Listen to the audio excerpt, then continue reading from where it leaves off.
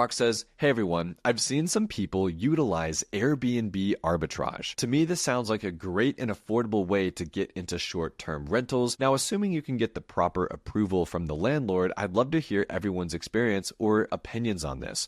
Robert, one, explain what Airbnb arbitrage is so our listeners can understand that. Then two, give them your perspective on it. Love it. Great question, Brock. And I'm going to take a little bit of leeway here and really kind of explain this thoroughly. So what Airbnb arbitrage is when you don't own the property, you actually go lease the property, then have a separate contract with the owner of the property for them to allow you to arbitrage the property and rent it out to Vrbo and Airbnb, sites like that. So that's what arbitrage is. You would go lease this property, say for $3,000 a month. You think it could be a good Airbnb. So then you decorate it, you put the furniture in it, you get it looking nice and fun. And then you go out and put it on these sites with the hopes that you can arbitrage the difference of the money. Say you bring in $6,000 a month, you're paying out $3,000, you would make a $3,000 net amount. So why do I not like this as much now as I did 2-3 years ago? A, the market is saturated. There are so many courses and so many gurus out there teaching this arbitrage strategy in Airbnb,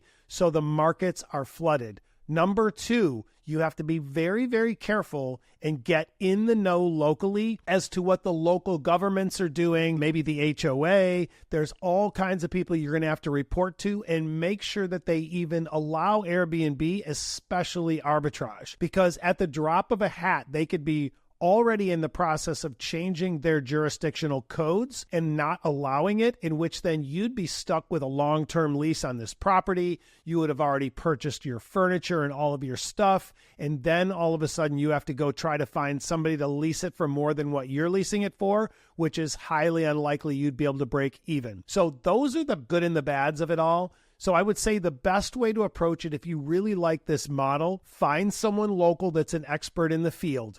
Get with them, talk to them, because they're going to be in the know of what is going on from a jurisdictional standpoint and a rules standpoint to make sure that they're not going to outlaw it anytime soon. And then number two on that aspect is understand the numbers. Make sure you're using a site like AirDNA so you know what is the average occupancy rate in that area for a home such as that. What is the average nightly rental for a home such as that? Because many times the numbers won't make sense like you think, and it's not all rainbows and unicorns. And the last thing you want to do is have another house payment that is draining your money instead of helping you build wealth. Robert, what an awesome and thorough breakdown. The only experience I have with short-term rental Airbnb arbitrage here is being a customer. It was so weird, actually, which is maybe a deterrent for people who want to try it. Your customers don't really have that great of an experience. I was going to the Bitcoin conference in Miami a couple of years ago, and to our surprise, it was actually inside of an apartment complex. And to get the key, I kid you not, it was the weirdest process. You know how normally you check into an Airbnb, they got the little lockbox or something you can click on and you walk right in? This key to this apartment was on a bike lock like 3 blocks down from the apartment. It was so weird. So I had to find the right lockbox. I had to type in the code, and I had to walk back to the apartment. Then I had to go in, get questioned by security. Hey, what are you guys doing here? Do you live here? We're like, maybe, yeah, I don't know. Like, we're just trying to figure it out.